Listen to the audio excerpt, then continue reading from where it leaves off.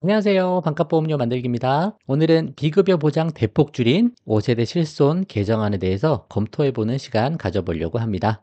지난번에 한 4시간에 걸쳐서 정책 토론회가 좀 있었죠. 대통령 직속에 있는 의료개혁 특별위원회 그쪽에서 주최를 해서 보건복지부랑 함께 이런 정책 토론회가 있었고 공청회 개념이죠. 거기서 5세대 개정에 대한 초안을 좀 발표를 했습니다. 사람들 반응을 보고 이걸 어떻게 적용을 할지 그런 분위기인 거죠. 그래서 저는 한 3시간 40분? 그 영상 처음부터 끝까지 다 봤거든요. 이렇게 보고 나서 그리고 기사들도 좀 보고 나서 이제 너무 방대하고 내용이 많아서 최대한 줄여서 핵심만 정리를 해서 전달해 보려고 이렇게 영상을 좀 만들어 봤습니다. 설명드리면서 제 관점도 조금씩 이렇게 녹여서 한번 말씀드려 보도록 할게요.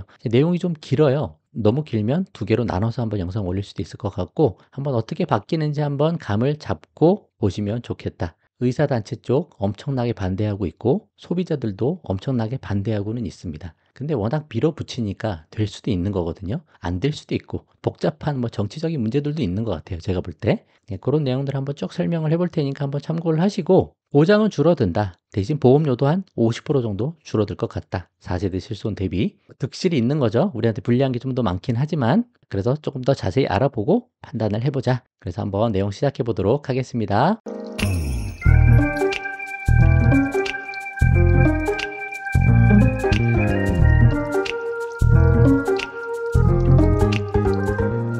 자, 여러분 들어가셔서 보실 수 있으세요? 유튜브에서 정책 토론회 이거 찾아서 보시면 다 내용 상세하게 보실 수 있습니다. 자, 일단 내용 요약을 좀 해볼게요. 한 4가지 정도로 크게 나눠 봤거든요. 이 정도만 대충 알고 있어도 큰 방향은 잡으실 수 있을 것 같아요. 첫 번째, 일부 비급여 과잉 사용을 좀 통제하겠다. 결국 핵심은 비급여 쪽입니다. 그래서 일부 비중증 비급여, 중증이 아닌 비급여 쓸 때 그거는 관리급여로 넣겠다는 거예요. 그래서 급여로 관리하겠다는 거예요.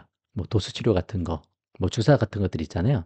그런 것들 비급여로 지금 돼 있던 거를 관리급여란 걸로 넣어서 90% 이상 우리가 내게끔 하겠다. 그러니까 급여니까 건강보험에서 관리하잖아요. 건강보험에서 5%에서 10% 보장하고 나머지는 우리 보험 가입자가 내라. 그렇게 되는 거죠. 근데 그렇게 되면 뒤에 실손도 연계가 돼 있어요. 그래서 실손에서도 적게 지급합니다. 그러면 여기 사실 관리급여에 들어가는 항목들은 이제 일반인들이 이용하기가 거의 어려워지죠. 예를 들어 10만 원짜리 도수치료 하나 받았는데 물론 도수치료가 확정이 된 건 아닙니다. 10만 원 냈던 거를 과거에는 실비에서 많이 보장해 주니까 내 돈 2만 원, 3만 원 내면 받을 수 있었어요. 근데 이제 내가 9만 원 이상 내야 되는 그런 상황이 되니까 받기가 쉽지 않죠. 그럼 그만큼 관련된 병원이나 의사의 수익도 줄어들겠죠.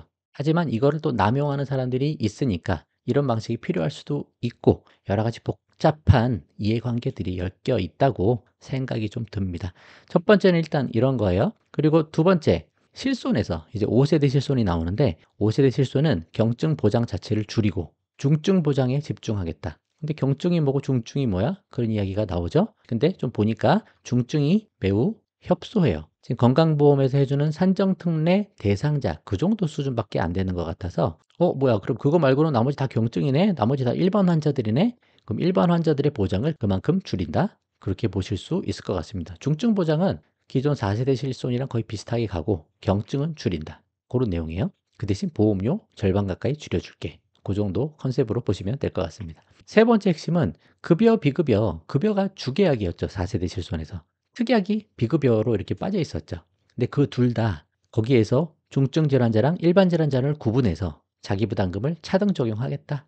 중증이면 대부분 4세대랑 비슷하고 중증 질환이 아니다. 일반 질환자다라고 하면 자기 부담금이 많이 늘어나는 그런 방식으로 구성이 되어 있습니다. 네 번째 핵심. 이거 아무리 적용하면 뭐하냐? 1세대, 2세대 실손, 재가입 주기 없는 실손에서 그분들이 3, 4세대 실손 가입자보다 의료 남용이라고 불리는 의료 쇼핑 같은 걸 더 많이 하는 거 아니야? 그런 내용이잖아요. 그럼 이거 5세대 바꿔봤자 무슨 효과가 있겠어? 그런 내용이죠. 그래서 재가입 주기 없는 1세대하고 초기 2세대 그 실손 계약을 보험회사가 돈을 주고 매입하겠다. 몇백을 줄게, 몇천만 원을 줄게, 나한테 팔래? 계약을 없앨래? 그런 관점이에요. 그런 게 논의가 되고 있고. 또 이거에도 잘 안 된다. 그러면 법 개정을 하겠다. 그래서 1세대, 초기 2세대 그 실손에 재가입 주기를 넣겠다라는 거예요. 약관을 변경하겠다. 그럼 이것도 몇 년 지나면 이제 5세대로 자동으로 변경되는 그런 거죠. 요 정도 이야기를 하고 있는 것 같습니다. 이게 크게 보면 한 요 정도예요. 근데 이게 이제 세부적으로 풀어내면 너무 많아요. 그래서 그냥 몇 개 중요한 것만 해서 제가 좀 가져온 건데, 그래도 데이터를 좀 남겨놓는 것도 필요하고 누군가 또 자세히 설명을 해야 될 필요도 있을 것 같아서 제 관점에서 한번 설명을 좀 자세히 시작을 해보도록 하겠습니다. 한번 참고해 보세요. 자, 정책 토론의 내용을 이제 계속 가져올 건데, 자, 무엇이 문제였냐? 비급여가 자꾸 확대된다는 거예요. 문제되는 비급여, 자주 쓰는 거, 그걸 보장을 아무리 축소해도 또 다른 비급여가 나와가지고 풍선 효과가 나오고 또 신의료 기술이 나와서 계속 비급여가 늘어나더라. 이게 잘 못 잡는다. 뭐 그런 내용으로 볼 수 있을 것 같습니다. 그래서 이런 비급여가 많이 시행이 되고 있고, 이런 비급여를 실손이 보장을 해주고 있으니까, 이런 비급여로 돈을 많이 벌 수 있는 쪽으로 의사들이 인력이 이동되는 거 아니냐. 그래서 필수 의료 쪽은 돈이 안 되니까 그쪽에 의사들이 없는 거 아니냐. 그 기피 현상의 원인으로 이게 지적이 된다라는 내용을 이야기하고 있습니다. 의사단체에서는 또 이거 자체도 무조건 동조하는 게 아니죠. 이거 누가 이렇게 만들었는데? 국가에서 만든 거 아니야? 그런 의견들도 많이 있고요. 다 달라요, 의견들이. 그래서 어찌됐든 지금 비급여 때문에 보험사들은 손해를 보고 있다고 이야기하고 있고, 이런 건강보험 쪽이나 의료 쪽, 필수 의료 쪽도 문제가 되고 있으니 비급여를 관리하겠다. 또 어떤 문제가 있냐면 실손 가입자 3,578만 건 중에 다수는 보험료만 납부하고 소수만 보험금을 지급하고 있다는 거예요. 그래서 가입자의 65%는 보험금 하나도 안 타고 있고 상위 9%가 보험금 전체 80%를 다 가져가고 있다. 이 내용이죠. 일부만 많이 써서 많이 타가고 있다. 그런 내용인 거예요. 나머지 사람들은 쓰지도 않는데. 근데 이 사람들은 다른 사람들 때문에 손해를 보고 있는 거 아니야? 계속 손해율 높아져서 보험료가 올라가니까 그 내용을 하는 겁니다. 그러니까 이런 것들 되게 복잡한 문제들인데 이거를 어떻게 해결해 보겠다라고 해서 이런 내용들이 나오고 있는 걸로 보시면 될 것 같아요. 자, 그럼 어떻게 계약할 거냐? 보편적인 의료비와 중증 환자 중심의 적정 보상을 하겠다. 이렇게 돼 있고 중증과 비중증을 구분해서 보상 내용을 차등하겠다. 그 내용입니다. 뒤에 자세히 설명할게요. 또 약관 변경 불가 고객에 대한 대응책 마련. 1세대하고 초기 2세대 재가입 주기가 없는 상품들 이게 전체 한 44% 정도. 이 실손이 개혁의 예외가 되면 실손보험의 근본적인 개선이 불가능하다. 그런 내용이 있어서 아까 말씀드린 그런 걸 여기 적용해 보려고 하는 것 같습니다. 자, 이제 상세한 내용이 나와요. 개혁 방안.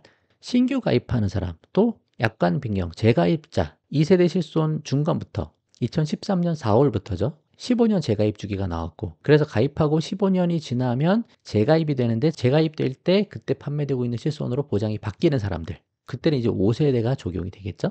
아니면 새로 가입하는 사람들 그래서 5세대로 이제 갈 수 있는 사람들은 이렇게 적용이 된다라는 거예요.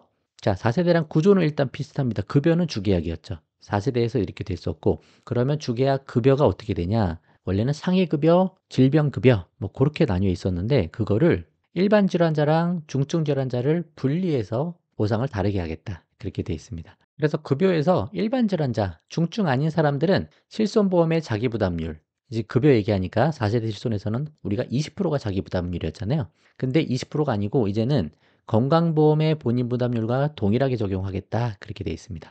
근데 이제 병용 적용한다고 이야기는 하고 있지만 일단 그렇다. 중증 질환자는 선별급여에서도 원래 50에서 90% 자기부담금이 있었던 거 그거 따르지 않고 최저 자기부담률 20% 적용하겠다. 그러니까 다 20% 하겠다. 그 내용으로 보시면 돼요. 그리고 이제는 보장을 좀 추가하는 거는 임신 출산 쪽. 여기 실손해서 보장 안 하는 거였거든요. 거기도 O 코드 넣고 신규로 이제 보장을 해주겠다. 요거는 좋아진 부분이죠. 그래서 보면 급여 쪽에서 외래가 있고 입원이 있죠. 입원하고 통원이 있는 거예요. 입원은 일단 자기부담률은 동일합니다. 4세대랑 똑같아요. 80% 보장되고 20% 우리가 낸다라고 보시면 될 것 같아요. 크게는 이제 통원에서 많이 깎이는 거예요. 통원에서 건보의 본인 부담률이 30에서 60%면 현행은 실손해서 20% 보장하니까 여기서 20 곱하면 6하고 12% 되거든요. 근데 앞으로는 20% 보장하는 게 아니고 요거 그대로 또 보장해 주겠다. 그러면 30에 30 곱하면 9 나오고 60에 60 곱해서 36%가 나오는 거예요. 그러니까 기존에 6에서 12% 자기 부담률이 요 정도 됐던 게 이만큼 늘어날 수 있다. 많이 늘어난다. 그렇게 보시는 거예요. 또 이제 경증 환자가 대형 병원에 응급실로 가면은 건보에서 본인 부담 우리가 90%를 내야 되는 거거든요. 응급 환자가 아닐 때. 근데 여기서도 원래는 실손이 자기 부담률이 20%밖에 안 되는데 이게 이제 90% 똑같이 가니까 99, 81로 해서 81%까지 우리가 내야 된다. 엄청나게 많이 내야 된다. 그 내용이죠. 관리급여 들어가면 어떻게 돼요? 도수치료가 관리급여로 들어갔다. 그리고 급여니까 급여에서 보장받죠. 도수치료하면 통원할 거 아니에요. 그럼 통원 요로 들어가죠. 외래, 입원이 아니고 외래로 들어가죠. 그러면 관리급여에서 도수치료가 자기부담률이 90에서 90% 된다 그랬죠, 콤보에서. 그럼 그게 실손에서도 90에서 95% 들어가니까 90%로 치면 우리가 81% 내야 되는 거예요. 그러니까 10만 원짜리 도수 치료할 때 이제 8만 원에서 9만 원 정도를 내가 내야 된다. 관리급여로 들어가면. 그렇게 볼 수 있습니다. 일반 질환자는 이렇고, 근데 중증 질환자면 현행 20% 자기 부담률 되는 거 똑같다. 개선돼도. 그러니까 중증은 예전이랑 비슷하고, 경증 일반 환자일 경우 입원은 비슷해요. 그러니까 사실 뭐 우리 중요한 게 입원이기 때문에 입원에서 큰 손실은 없는 거라고 볼 수도 있어요. 급여 쪽에서 손해 보는 거는 통원 쪽이다. 그 정도 말씀드려 볼게요. 너무 자세하게 풀어서 좀 어려울 수 있는데 나중에 필요하시면 한번 자세히 보시면 좋겠습니다. 그래서 급여는 이렇게 된다. 요거 한번 보시면 돼요. 비슷한 내용입니다.